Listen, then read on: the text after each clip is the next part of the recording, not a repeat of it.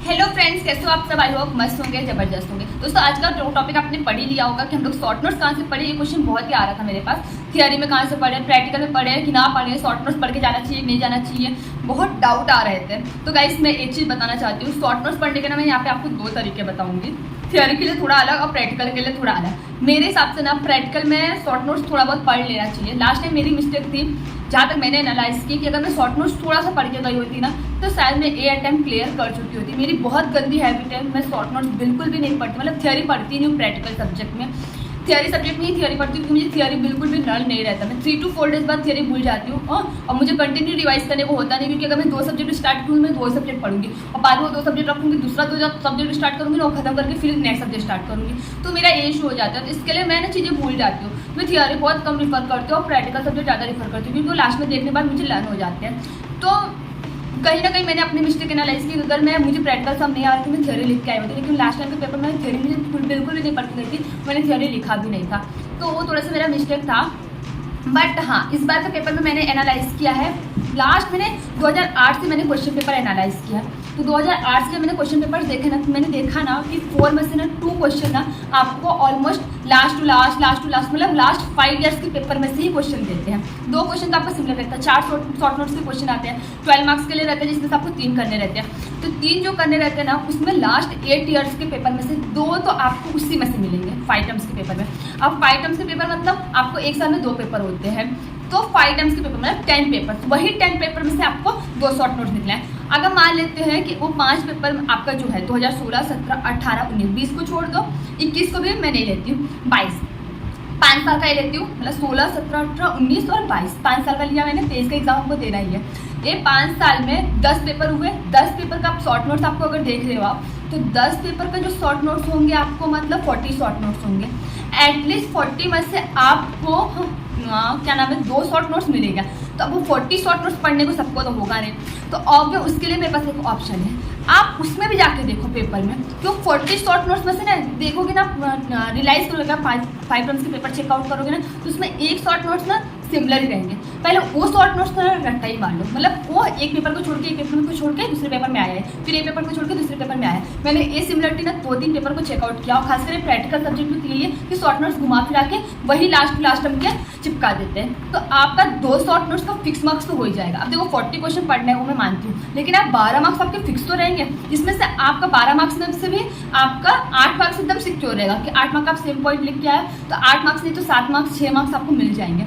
एक क्वेश्चन हर बार मतलब 2 क्वेश्चन हर बार थोड़ा बहुत ट्विस्ट देते हैं, उसमें से कभी कभी देखोगे तो आप एक क्वेश्चन सिमिलर आ जाते हैं लास्ट पेपर में से ही, एक क्वेश्चन ही बचता है। आपको 3 ही तो क्वेश्चन करने हैं, जिसमें से 2 तो आपको करेक्टली आते हैं, एक क्वेश्चन में थोड़ा बहुत घुमा फिरा के आएगा, उसको आप थोड़ा बहुत घुमा फिरा के अगर पढ़े रहोगे, थोड़ा सा भी पढ़े रहोगे, लिख लोगे।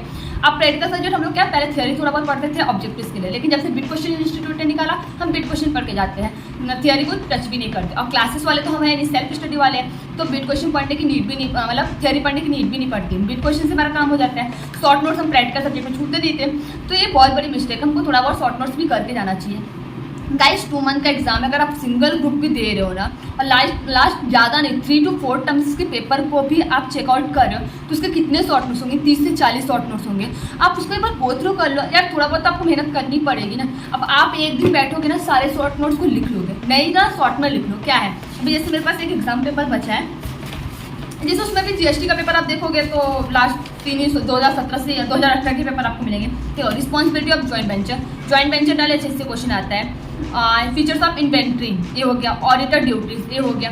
अरे यार, ग्रुप 2 में तो बहुत ज़्यादा हो जाते हैं ना कि 4 सब्जेक्ट 8 सब्जेक्ट का वो पेपर देना पड़ता है, ऐसा फील आता है। तो आप क्या काम करो, क्वेश्चन को टिक कर लो कि हाँ ये क्वेश्चन है, नेट पेपर है, पेपर का जेरोक्स नहीं है, स्कैनर है, स्कैनर का सॉफ्ट कॉपी यूज़ कर लो, लैपटॉप में स्कैनर खोलो और अपना टिक करते रहो, या एक पेपर में लिखते रहो और लिख के पढ़ो यार। लिख के पढ़ोगे ना, चीज़ें दिमाग में बैठेगी, सबकॉन्शियस माइंड में रहेगी, तो चीज़ें और जल्दी एग्जाम में रिकॉल होगी।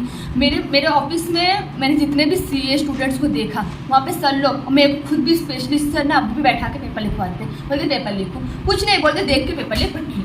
मैं सारे पेपर का प्रिंट आउट ऑफिस से ही लेती हूँ और वहीं बैठ के देख के लिखने लगती हूँ।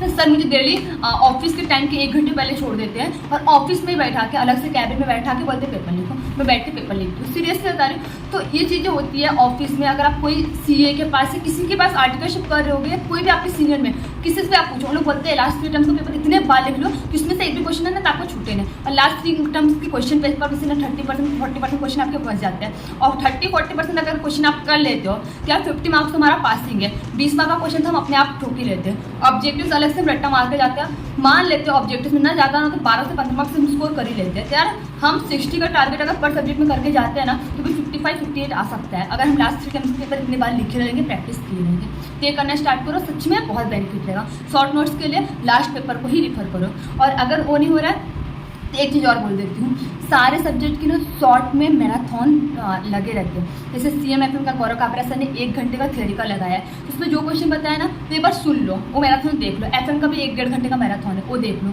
उसके बाद सारे सब्जेक्ट के ना ऐसे शॉर्ट मैराथन रहते हैं, वो चेकआउट कर लो। और थ्योरी के लिए थ्योरी तो हम ऑलरेडी पढ़ते रहते हैं, तो क्वेश्चन फंसने की चांस नहीं है। लास्ट ईयर के क्वेश्चन पेपर लो, सिर्फ जितने क्वेश्चन हो उसको शॉर्ट नोट्स के लिए बेटर प्रिपेयर करो। और क्वेश्चन एक चीज़ और है, आपको क्या काम करना है ना, क्वेश्चन को पॉइंट वाइज लिखना है। लाइक कि हमारे अंदर एक मेन हेडिंग होता है, जैसे जॉइंट वेंचर है, उसका सब पॉइंट क्या है ना, सब पॉइंट से आंसर लिखना है, ना कि जॉइंट वेंचर को भाई ऐसे पेज 1.5 पेज भर के आएंगे ना 0/सन्नाटा मार्क्स मिलेगा। सही बता रही हूँ, तो मार्क्स नहीं देते। अगर आप सब पॉइंट लिख के आओगे ना, उसके अंदर ठोक के भी आओगे ना तो मार्क्स मिल जाते हैं। ये चीज़ याद रखना, ठीक है। होप्स आपको ये वीडियो पसंद आई होगी। अगर वीडियो पसंद आए तो प्लीज़ लाइक से सब्सक्राइब जरूर करना, और अपने दोस्तों के साथ शेयर करना ना भूलना। Thank you so much.